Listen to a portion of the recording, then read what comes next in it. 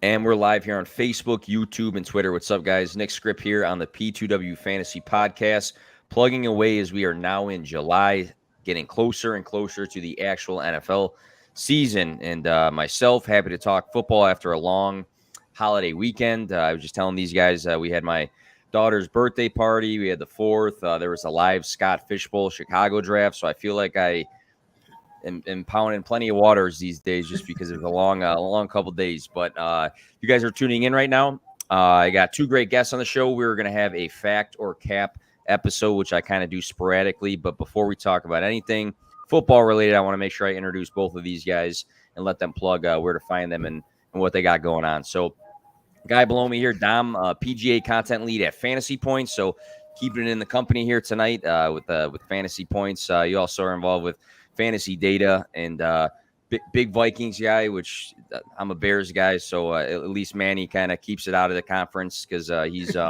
he's a Commanders fan, which we'll get into in a second. But Dom, I know you're on your second, I think, stream of today, and you have another one after this. So busy guy. But where can we find you on social media? And can you tell us a little bit about what you got going on?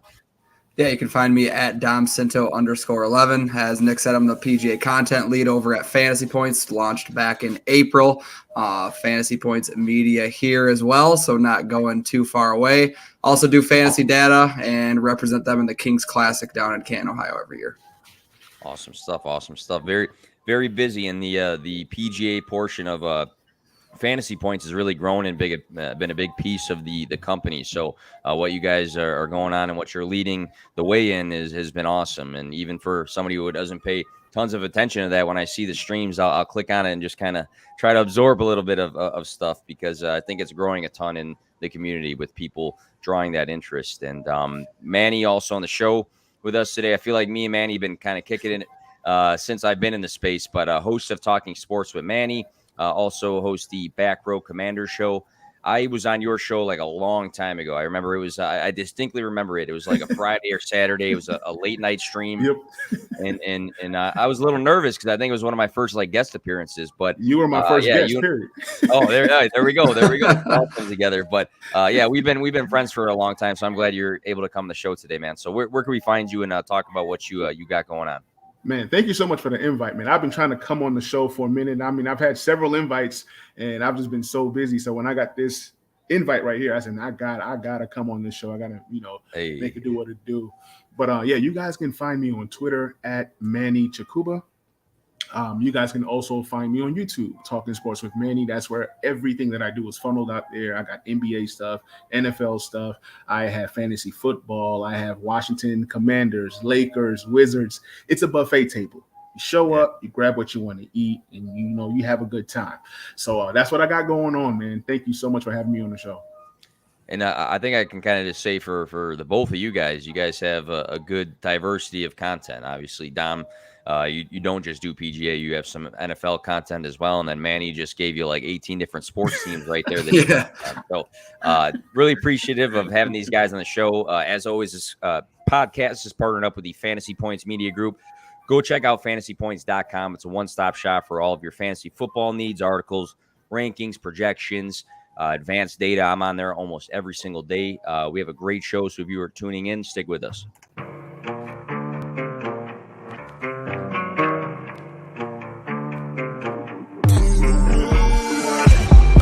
Play to win, no fear to give. I feel, but I can't forgive. I go all in this time, yeah, I won't regret. I'll pick the best on trip, they don't understand. I play to win, yeah, I play to win, I play to win. Yeah, I play to win, I play to win. Oh, play to win, I play to win. Yeah, play to win, I play to win. All right. So what we got going on today, fact or cap episode. So basically what is going down is I'm going to read off a statement, and I'm going to ask these guys, is this statement more fact, which is true, or cap, which is false? And I joked around. I probably said this twice already, but fact or cap, I'm trying to like stay hip with the times because I turned 30 in October, so I'm trying to stay with what's going on. But we'll just go in a circle here and get some insight. And I feel like these are good questions to ask because we see so much like tweeting and takes and articles about different topics, and people are very reactionary. So it's important to kind of decipher what's a good reaction, what's a bad reaction, why. And I if these two guys disagree, on certain things, that'll be awesome because that's just how fantasy works. But first one, I'll read you guys off just a couple things here. But Marquise Hollywood Brown finished the season as wide receiver 17. Prior to the bye, weeks 1 through 7, he was on fire, averaging 18.6, and he was wide receiver 6 overall. 7 games of 10-plus targets this season. Only had 12 games of Lamar Jackson. Now he's back with his college quarterback and Kyler Murray with the Cardinals. DeAndre Hopkins, I think, was juicing up trying to get jacked and is facing a 6-game suspension. He was hurt in week 8 this past season, but weeks 1 through 7, he was a wide receiver 12 for fantasy, and we know what DeAndre Hopkins does for the fantasy world. So my question to you guys is, and we'll go Manny and then Dom. Factor cap, Hollywood Brown not having DeAndre Hopkins for a chunk of the year will result in him being a wide receiver 1 in 2022. Factor cap. I will say cap. And it's a surprising answer because, you got your guy in Kyler Murray in Hollywood. They did thing in college. And then, so they already know chemistry, right? They have chemistry. But when I look at Hollywood Brown, I don't think he's built like a wide receiver 1. I say all that. But then again, Tyler Murray has that high touchdown upside. You look at Hollywood Brown, you look at Tyreek Hill. Hollywood Brown is starting to run more routes. So you're seeing more targets. You're seeing more upside in targets and volume. But I just don't see a world where Hollywood ends up wide receiver 1 just because he's not built like a wide receiver 1. And I don't know if his body can take a lot of these targets and receptions that he's about to get. So, cap. All right, so Manny is cap for Hollywood Brown being a wide receiver 1 this season with DeAndre Hopkins missing games. Dom, how about yourself? Is that more a factor cap? Manny, we might have some disagreement, but it's not going to start here. I said cap as well. It's obviously the best situation I think he's been in terms of his career. Obviously just 25 years old as of June, but Hopkins returning in week 7 actually might be a better thing for him. Like you said, right. Not sure he's built for a wide receiver 1. We might see an uptick once he does return, but I mean, does he get an upgrade with Kyler Murray as opposed to Lamar Jackson? Yes, but it's not like he's in a crazy heavy pass volume offense where I think he can get there. I like the value with Brown right now. Fantasy points using NFFC has him as the wide receiver 13 right now. Nope, sorry. I had that one wrong, but I like his value. I don't think he'll finish top 12. I don't. And it's I feel like in general too, we start looking at like, well, for this amount of time he was doing this, and now he's going into a situation where this guy is gone. And again, this is I think a good example because I'm with you guys on this. I think it's a good example of people being a little extra reactionary. And I've been a guy that's been out on Hollywood Brown in the past, never really into him, but then I think it's important just as a fantasy manager or somebody that talks about fantasy to kind of pivot with what you see, and you kind of adjust and don't stick on your takes. But to finish top 12, I mean, it's tough. It's the deepest position in fantasy. So I'm with you guys. Anything else thought-wise on Hollywood Brown? I would say I'm buying Hollywood Brown. I love Hollywood Brown. I think he's going to have a great season, but I just don't see wide receiver 1. That's what I say. But I'm buying. Yeah, to correct myself, it was wide receiver 19, which is still, I mean, obviously not far from 12. I just don't. Right. I think that is inflated based off of people looking at him being the number 1 guy for, and if it's just for 6 weeks, I'm not willing to pay that yet. Hey, and did Zach Ertz die? Zach Ertz is going to kill this year. He's going to. I think he gets more love than any other guy before Hopkins comes back. Zach Ertz. Yeah, I like that point. I made like 2-minute tight end target videos, and obviously, like, I'm a huge Pitts guy, just like anybody else, and I like Andrews, but I talked about Schultz and I talked about Ertz because Ertz the last couple of weeks with the Cardinals had like 10 and 11 game targeted weeks, and I think a lot of focus is on Hollywood, who should be successful, and I don't think any of us are saying he's gonna bust or anything, but yeah, Zach Ertz is a good point, and Dom, you made a good point as well with Hopkins returning actually might be better for him because I think people look at like the Ravens and say, well, he was, the guy for the wide receiver room, but he wasn't necessarily the guy for the system because you had Mark. He had to be. Yeah, I mean the wide receiver. Wide receiver. But then you had Mark Andrews, 107 receptions, and kind of people forget about that. And he might have operated better just because of Mark Andrews this season. Yeah. Which goes to that. So All right, so I think we're on the same page with the first one here. We'll go with his former team, Hollywood Brown, in a different position, but looking at J.K. Dobbins here. Following the bye his rookie year, he began playing over 50% of the snaps. If we counted week 17 as a fantasy week in 2020, he was RB10 overall weeks 11 through 17 and averaged 17 fantasy points. So he ended his rookie season pretty good. We were excited about him. Then he tears his ACL. So did Gus Edwards. Right after a year that he averaged the most yards per carry, smaller sample size, but still. This past season, Devonta Freeman, I think seeing him get almost like a workhorse role at times was pretty encouraging. But just recently, the ESPN app reported that the Ravens coach, John Harbaugh, said Dobbins and fellow running back Gus Edwards have a chance to be ready for the start of training camp, though the coach is more hopeful for the beginning of the regular season. That was reported by Sarah Ellison. So there's a question mark if he's going to be ready or not. So it's a big mix of things. It's pretty polarizing to me. So we'll start with Dom here. Fact or cap? If J.K. Dobbins is not ready for week 1, he should be a fade for the 2022 season for fantasy. What's your thoughts? I'm going to say cap just because the running back position, as scarce as it is, once you get kind of down into this area, and not scarce around like RB20, but I'm not willing to full fade Dobbins, at least if the Ravens hold him out. Well, they will hold him out for the preseason, it sounds like. But most teams are holding their running backs out anyways, as they should. So keeping him healthy. I don't care if it's week 3 that we see Dobbins for the first time. I don't think that'll be the case, having a preseason ACL tear. Obviously, everyone recovers at their own speed, but I'm not willing to fully fade J.K. Dobbins this year. How about yourself, Manny? You on the same page or disagree?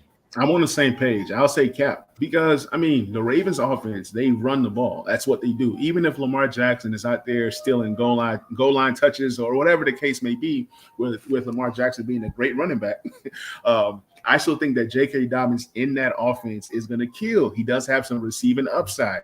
Look, I don't care if he falls. If he's there at the right price, he's a guy that you grab. And if he starts the season on the PUP list, you can always stash him.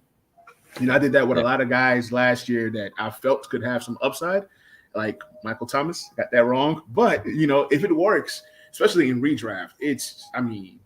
It's a no-brainer. You grab him. Maybe you grab, a Gus Edwards or whoever else later, and then you'll have that whole backfield on your team. J.K. Dobbins is J.K. Dobbins, and in that offense, he has a potential to kill. Even if he comes back week 10, he could be a league winner for you. I think just like what you said with Thomas, it didn't work out, but it was a risk reward, and I think the risk would be that he misses some time. Maybe he's never 100% during the season. The reward would be he's their guy, their workhorse in that system, and that the scheme is pretty run heavy. Also, if you're looking at where he's going in drafts, he's going around the RB 21. So it's not like you're paying a premium draft pick for him. And if he does end up on the PUP and he's not ready for week 1, he's going to slip further and further down drafts. So it kind of might have to go with how you build your redraft. And this is a redraft focused episode, but it might have to deal with how you build your team, because if Dobbins ends up being your first running back taken in a 0 running back strategy, that might be a lot more risky than if he's your third or something and you're going running back heavy with that. So your draft strategy is probably a big impact. I'm a bit nervous in the sense that I'm wondering when he'll be 100%, but I don't know. We all kind of mentioned the volume of this run game. But hey, Nick, I'm with you though. If he's my first running back selected in a, let's say, 0 RB strategy, which I do a lot, then you just better believe I'm going to have every single handcuff known to man on my bench. Like my entire bench is going to be nothing but handcuffs, and I'm just praying that something hits by week 2, week 3. So it could be a awesome reward, especially if you end up with like a Cooper Kupp, Devontae Adams, Kelsey type thing, and then it's like you know what, whoever I grab at running back is whatever. So it could work. Dom, same sort of thought process for maybe draft strategy, or is it doesn't matter as much to you for Yeah, I don't think I'd feel comfortable with Dobbins as my RB1. I'm always someone who likes to secure that position and move on with my day. So something would have to go crazy wrong for me to have Dobbins as my RB1. But I don't think Gus Edwards is a bad thing either. We kind of expected that last year before they both went down. The Ravens rarely use one workhorse type guy, and that's could benefit both of them. Yeah. All right. Well, shifting over to another running back in the system. Manny, were you about to say something? No, I said I agree. All right. All good. Okay. So another running back, different system. This one's interesting to me because I've had such mixed feelings about this whole thing because we know, despite Devin Singletary's hot streak at the end of the season for the Buffalo Bills, the Buffalo Bills attempted to sign J.D. McKissic, who we thought was going to be a Bill. Then he decided to come back to the Commanders. And just my quick thoughts on that. I think he knew his role with that team, and he knows the type of work that he can get. And it's his home that he's familiar with. So he ended up going back and staying with the Commanders. Buffalo then went on to select James Cook out of Georgia with the 63rd overall pick.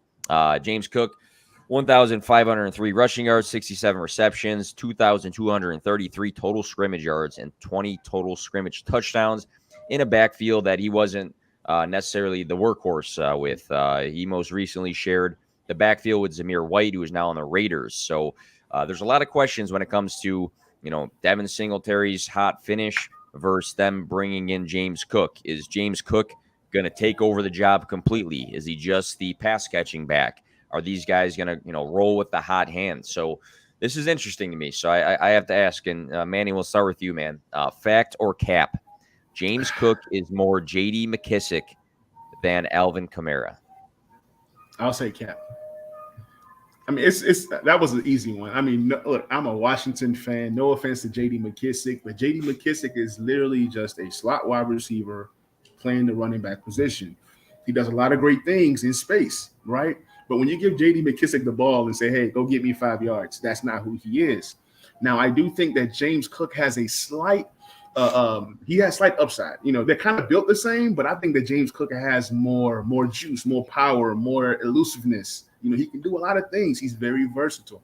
So with James Cook, I think in that backfield with Singletary, who's a guy that I'm buying, I think that they have a potential to have a good pairing. It's like thunder and fire. Like they both can eat fantasy-wise and produce different things. I think James Cook is a great zero strategy RB, a guy that can come in, get you about 5 receptions per game. So he's better than McKissic, but he's not quite Alvin Kamara. Oh, that makes sense. So he's somewhere. You're not fully committing him to one of those guys, but right. Somewhere in between. Somewhere in between. All right. Makes sense to me. Dom, same question though with James Cook. Is he factor cap? He's more J.D. McKissic than he is Alvin Kamara. I would say I lean fact more J.D. McKissic, at least for time being in year one.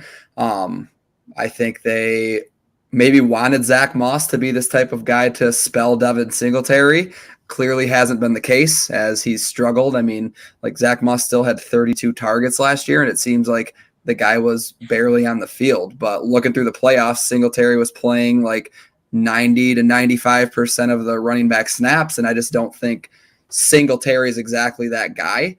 He can maybe ice the game and whatnot. I think Cook is going to come in more and be that type of receiving back early in games, but he's probably more just to spell Devin Singletary so he doesn't have to be on the field for as much as they had to force him onto the field at the end of last year. Yeah, and go ahead, Manny. I said I love it. I got a lot of Devin Singletary shares that I bought so cheap. So hey, if it happens how Dom is saying right now, I'm excited. Yeah. I feel like just knowing how hot he was at the end of the season, I don't think he's going to see those same maybe 90% numbers that he was for the snap share. But at the same time, like they went and targeted a strictly pass catching running back in McKissic, and then when they looked at the draft board, they didn't go and grab like a Zamir White. They went in and grabbed James Cook, who profiles as a pass catcher. Like he can run the ball, as well, just like you said, Manny. But it's almost like plan one really didn't go that way, so we're going to kind of stay on the same path and then shift it over to somebody in the draft that kind of profiles as that. So I haven't been out on James Cook. It just seemed like in some rookie drafts, I don't know if you guys can speak on this at all, but and I'll let you guys talk about maybe your rookie drafts briefly here. But in some of my rookie drafts, there were some people that took James Cook in what I thought was way too high in drafts. Like I'm talking like 109 I saw, I think, in one. And I know the running back position is thin, and we're looking for those guys that can end up being a guy that gets a majority of touches in a backfield. But I had a feeling that people really had that, like Alvin Kamara, he's going to catch the ball, he's going to play for 90% of the snaps and take the running work mentality for James Cook. And, Dom, you mentioned it, maybe it's not year one, maybe it is down the road for dynasty leagues, but I just felt I wasn't as high as some of the community was in some of these rookie drafts I saw. I don't know how your guys' drafts went though. If you guys, I see him in the first round, a couple spots. I think you can make the case for it because the upside is there. He's in an offense with Josh Allen, who is going to be there for. I mean, I don't see the future coming to an end. So the offense is exciting. I'm not too thrilled with Singletary / Moss at all. So I think he can take that thing over. But round one is fairly aggressive. And I want to ask you two a question. Like when I look at James Cook, right? Remember when Austin Eckler came in? He was that compliment. He was that pass catching guy. As he got stronger, bigger, this guy, he can run. He can run. And you can argue that he's a better runner than Kamara. I don't know what you guys feel, but can James Cook be a guy like Eckler as time goes on? I don't see why not. I don't either. I think that's a good reference too, because that system was a bit different because you had, Melvin Gordon, who was a lead back, but then they both had enough work so that they were both at one point very fantasy relevant. But this is one of the more interesting scenarios. I know a lot of people have been speaking recently in the community about Rashad Penny and Ken Walker the third in that whole scenario. But I feel like this one hasn't gotten maybe as much, I don't know, a hype lately, just as far as like one guy or the other. I feel like on that other side, people will say, well, Rashad Penny's always hurt. It's probably going to be Ken Walker. He was awesome his last year at Michigan State. And then you have other people that say, nah, like Rashad Penny was that dude at the end of the season. It's going to be his backfield. But for this scenario, I think people are just kind of excited about James Cook, not really talking about Devin Singletary. But Manny, you said you were trying to go out and get Singletary. Yeah, I'm getting Singletary for before James Cook, I was grabbing Singletary for a 24-second, and I thought that was a steal. When James Cook was drafted, I'm like, I don't know. But recently, I've been able to get James Cook cheaper than a 24-second. So he's a guy that I have as my RB4, RB5 on several dynasty teams, and I feel really, really good about that. If somebody goes down, he can step in and give me RB2 numbers, arguably. So, yeah. I'm not excited about Devin Singletary, like, oh, he's the best thing. But when you look at what he did last year, you kind of get a little excited, especially pre-draft. So, yeah, Singletary is a guy that I'm grabbing. If I can get him cheap, I grab him cheap. If I can sell one of my wide receivers that I feel are wide receiver 3 with a third-round pick to, get a Singletary, I'll go ahead and get him because you never know. You saw what happened with CEH. He came in hype. Like he was going to Kansas City, prolific offense, high scoring offense. Same thing with James Cook. What if it doesn't work? And you're looking smart having Singletary. So And the risk reward is pretty. The risk's pretty small, to be honest, for Devin Singletary. Reward could be pretty good. You want to shout out friends in the chat? We got Smokey in the chat. We got Angie in the chat. Love to see that. Anything else before we move on, guys? Or are we pretty good with this? I'm good on that one. All right, cool. Sounds good. All right. Next scenario here, another interesting one for this offseason.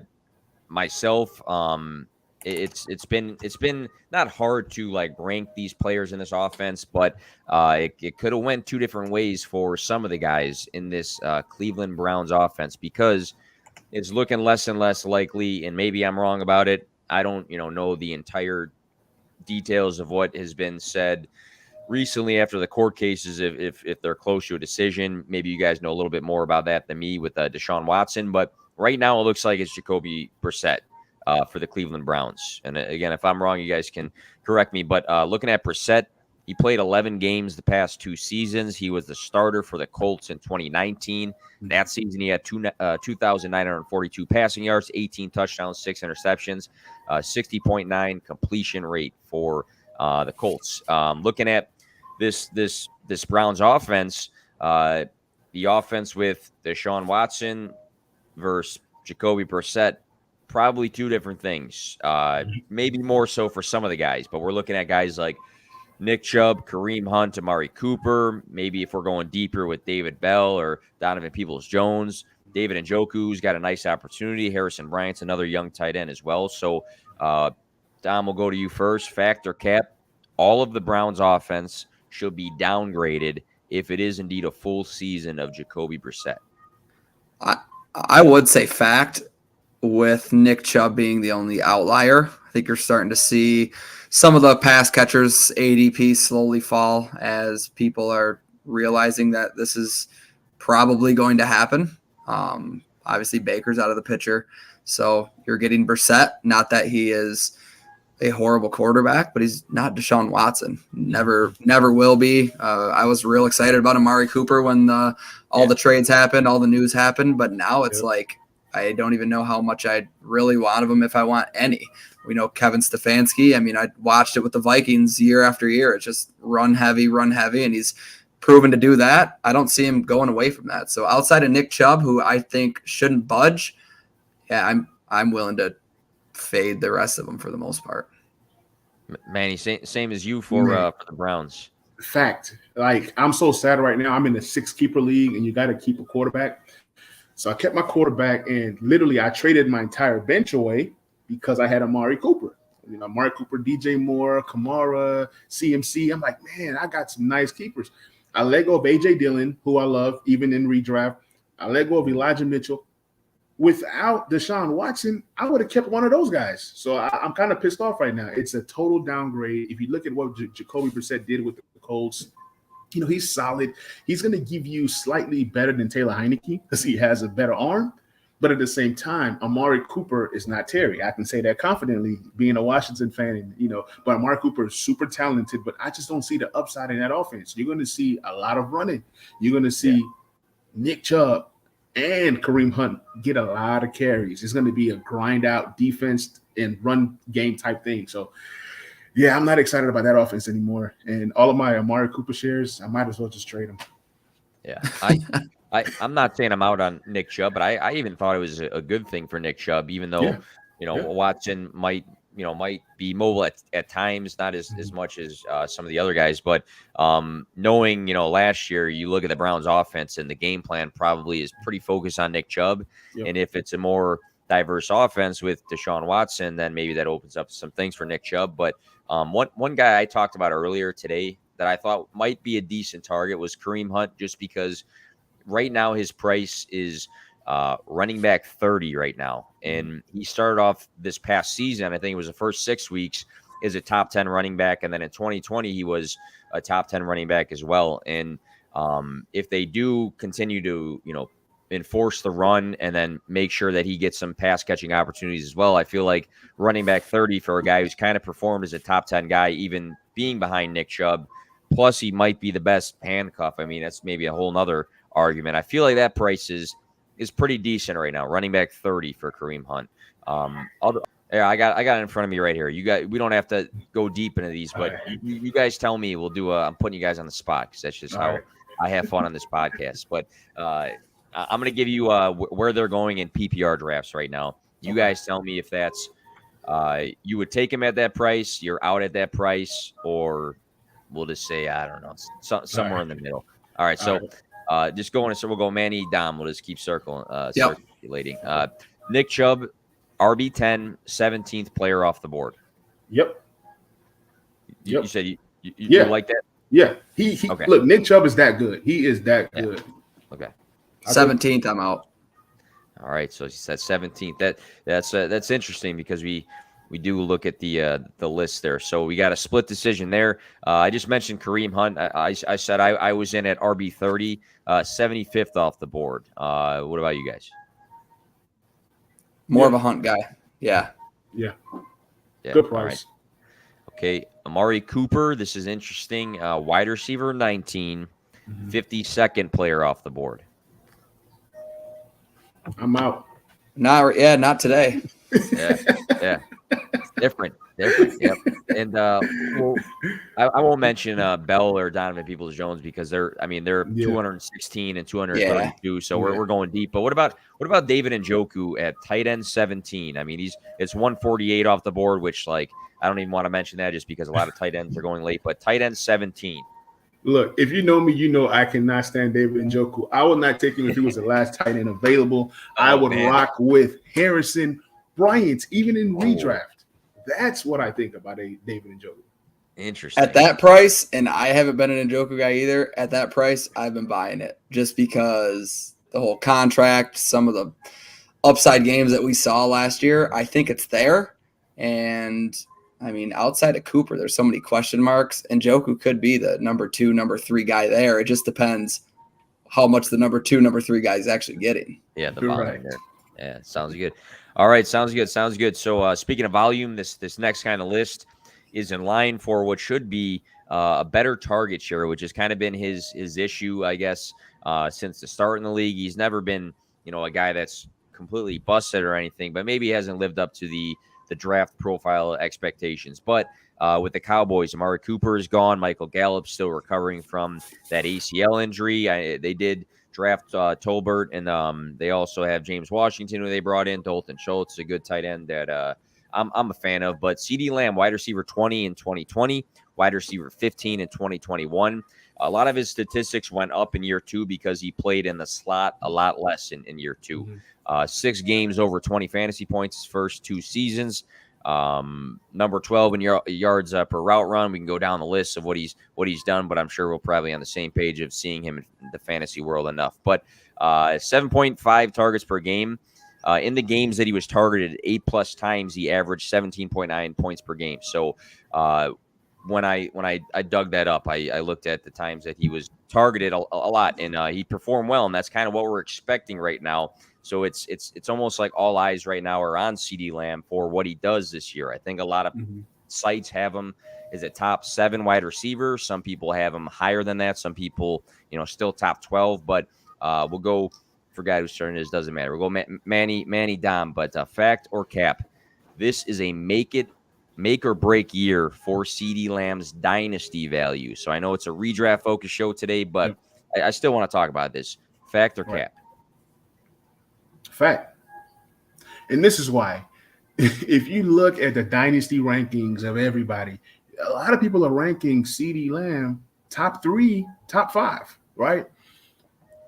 People don't realize how great of a player. Great. It hurts me to say that Cowboy players are great, but Amari Cooper was so good. You know what I'm saying? There's a reason why CeeDee Lamb was able to eat. Now, we know that they have Dak Prescott. They're going to pass the ball. The volume is supposed to be there, right? But can he honestly dominate the top corners in the league? I mean, that's what it's going to boil down to. Who's on the other side?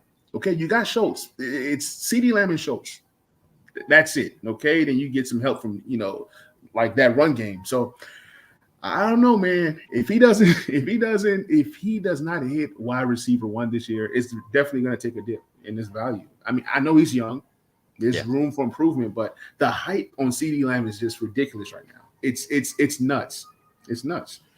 And the opportunity is there. So I mean, it's a young guy, good, great prospect profile. We saw some improvements from year 1 to year 2 for statistics and for fantasy. But Dom, same question to you, man. Fact or cap, this is a make it or break year for CeeDee Lamb's dynasty value.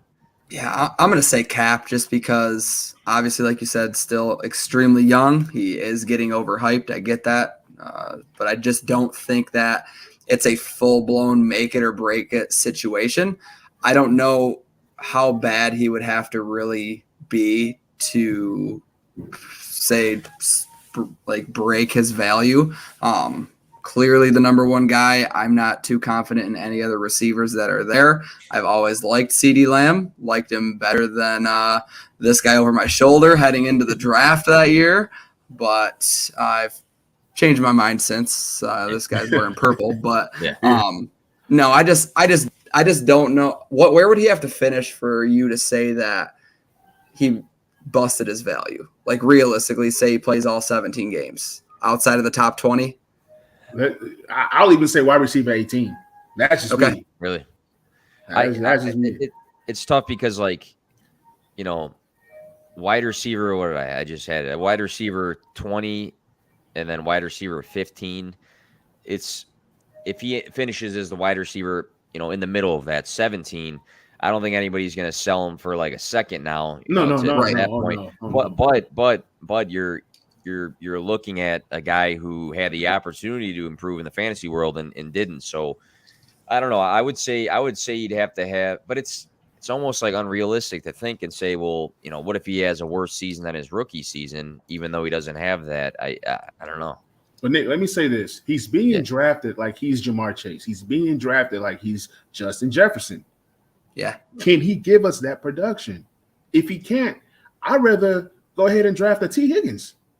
A lot cheaper, and somebody who's in the high prolific offense, who's going to get targets, who I trust the quarterback more.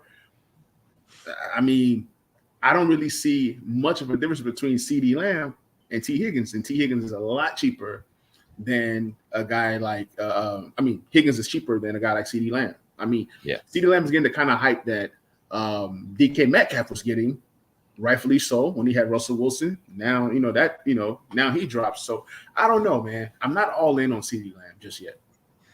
Yeah, I think that's what you brought up, Chase and Jefferson. I think that's the importance of tiers when it comes to rankings, because even if CeeDee Lamb is right now your dynasty wide receiver 3, he's not in the same tier as Jamar Chase and Justin Jefferson. So and really nowhere close to it.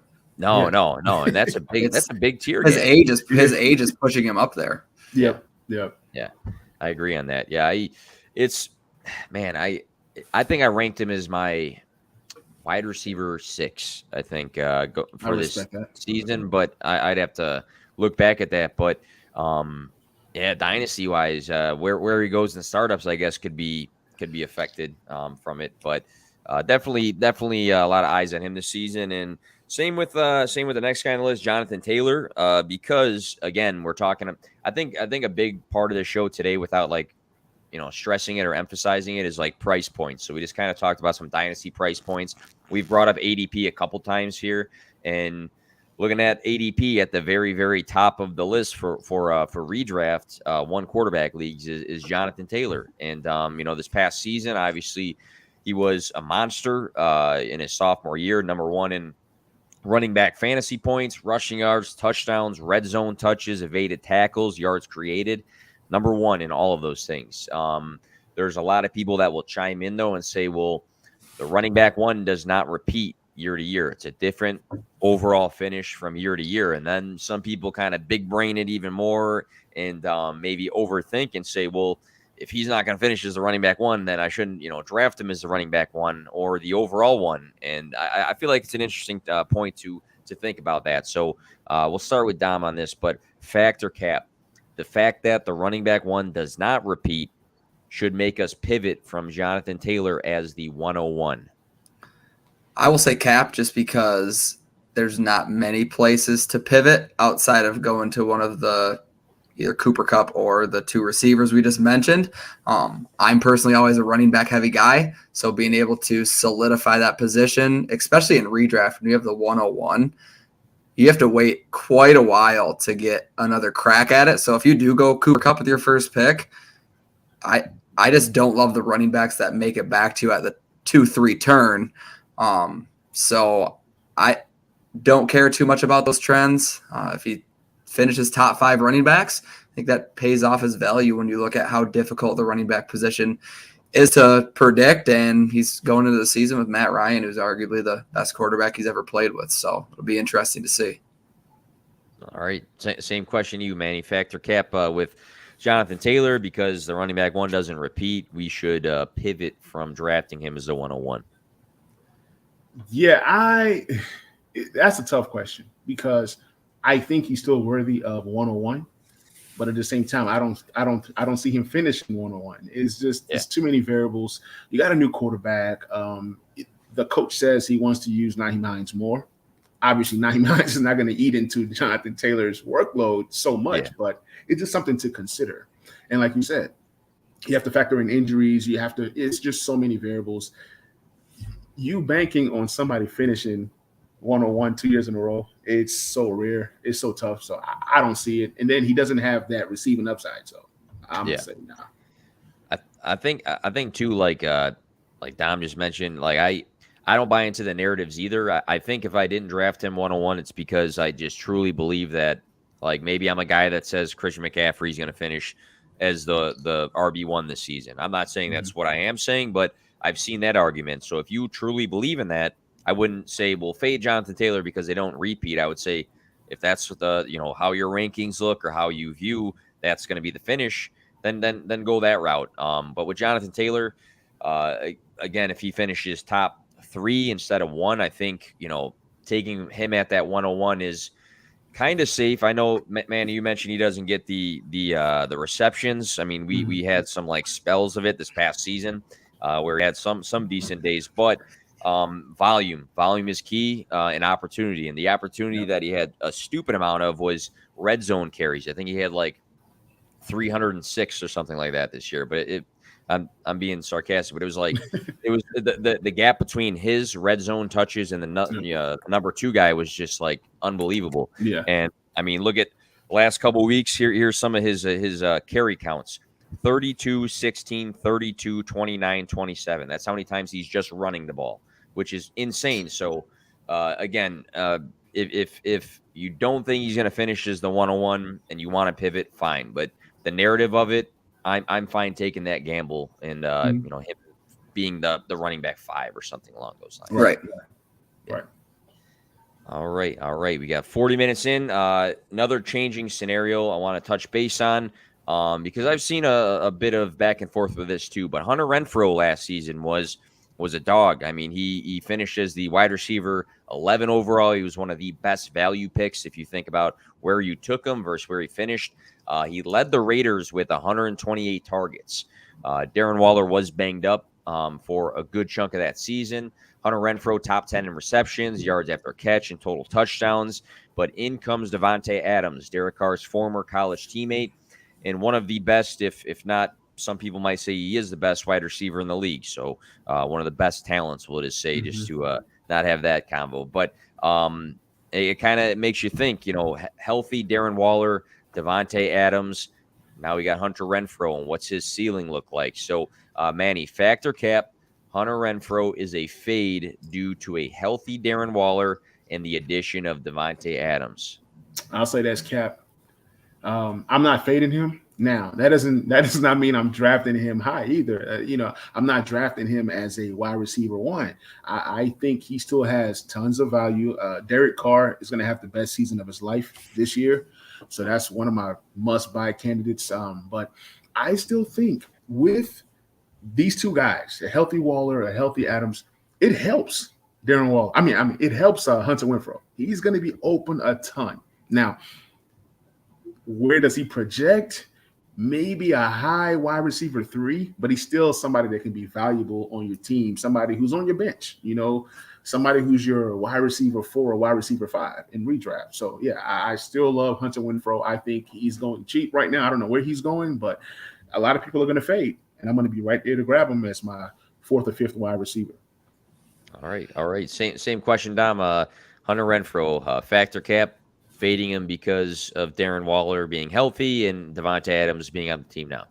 Yeah, I'm with Manny. I'm going to go cap. I wouldn't say it's so much about what his ceiling is, but more about his floor, just because he's going to be that slot presence. He's going to be on the field a lot. And when he is, he's still going to see those types of targets, I think. I mean, you don't just sign someone for $32 million over 2 years to just let Davante Adams take over. They're investing a lot in position in the receiver room. And if he stays outside of the top 30 receivers in ADP like he is right now at wide receiver 33, I think it's a good spot to buy. Like Mandy said, throw him in your flex, and I think you can get a solid, 10 to 15 points every week. And I don't think that's a bad thing to have. Exactly. I'm looking at So for PPR, looking at Fantasy Pros, ADP, and when they updated it last, that's my one of my questions I have. But here's some guys going around him. Here's some guys that they have actually going after him. Jerry Jeudy, Adam Thielen, Elijah Moore, Allen Robinson, Gabriel Davis. Would you take Renfrow over any of those guys, all those guys? If you guys want me to read it off again, I can. Jerry Jeudy, Adam Thielen, Elijah Moore, Allen Robinson, Gabriel Davis. What's your thoughts of him going before those guys right now? I think that's a pretty fair range. That's right around where I got him. I mean, there's a lot of those guys that I like, but in terms of floor, like I was saying, Renfro's about as safe as it gets. Yep. He's safe, but for me, Elijah Moore, he has the upside and the hype, but it's, he's more of a dynasty guy. Like, you don't know what you're going to get in redraft. Like, to take, Elijah Moore over Hunter Renfrow, who's a proven commodity, a guy that's going to command. I mean, he's going to get at least 70 receptions. And I'm just being nice. I see 75 receptions for a slot guy of his caliber. You're talking 800 yards, 850. Then you're talking maybe 6 or 7 touchdowns. If that happens, that's really, really, really solid. But I'm not taking Renfrow over Jerry Jeudy. For me, and Elijah Moore is debatable, but I'm taking him over any like the rest of those guys, except of Jerry Jeudy and maybe Elijah Moore. Yeah, that's a really interesting group of wide receivers there, and right before him is Cortland Sutton is right before him, and 2 up from him is Amon-Ra St. Brown, who everybody in the world talks about too much, but it's like it's a lot of guys that I feel like you're pretty much in or you're pretty much out on. So I think Renfrow for some people kind of hits that category. So I think closer to the actual season, I maybe I'm wrong, but I think his ADP might fall a little bit more because I think people are going to start. I think so too. I think people are going to start overthinking and saying Devontae Adams, Darren Waller, and then it'll be a value for me. If it goes up or it stays around the same, I'm a little iffy just because some of those guys I named, like putting all my chips in on this season. But it's an interesting group of wide receivers for sure. And there's so much more excitement of those guys that you named, like the Jeudy. We still are looking for what his ceiling could be. Elijah Moore's heading into his second year. Like there's so much more upside where he is. So seeing a couple preseason snaps with some of those guys or off-season highlights, you're right. I think that's going to fall. Right. And I mean, in some of those guys too, like it's a little risk. We've also mentioned risk and reward, but some of those guys, Cortland Sutton, Jerry Jeudy, one of those guys is probably going to be the number 1 target on the Broncos. Yep, exactly. People want to, and I'm willing to take that chance. That's a chance I'm willing to take. Yeah, same with Elijah Moore. Like I'm a big Elijah Moore guy. He might be the number 1 target. Now you might think about quarterback play or Garrett Wilson or how that's going to work. Corey Davis still there, but he still has like that shot of being the number 1 target. Same with Darnell Mooney's in that range, kind of. He's a bit pricier, but that's another kind of separating factor. Once I'm around these groups of wide receivers, even though Hunter Renfrow, you guys mentioned safety, he does seem to have some safety with him just because of that connection with Carr in that offense. But this is what we're going to do. We're going to go. We're getting close to the end of the show. I'm going to run through.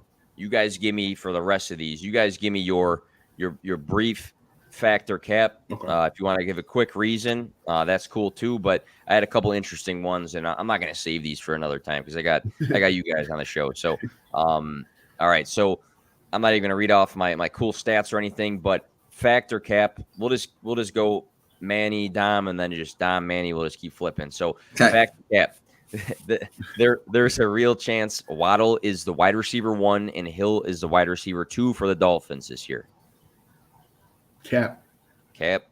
Because you don't bring in Tyreek Hill for him to take a back seat. There's no scenario where Jalen Waddle gets more targets than Tyreek Hill.